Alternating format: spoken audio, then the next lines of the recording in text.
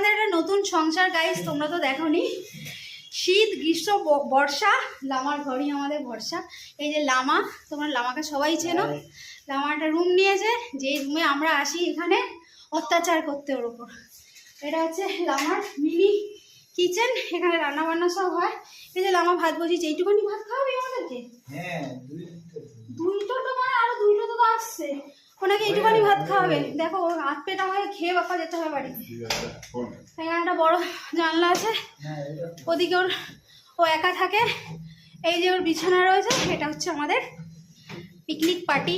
12 মাস আমরা করি আর ওকে অত্যাচার করি।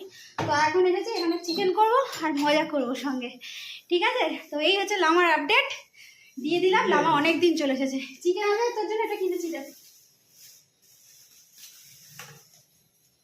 থ্যাংক ইউ বল। Thank you. হ্যাঁ, আমি কি করে ঘষবো আদা রসুন?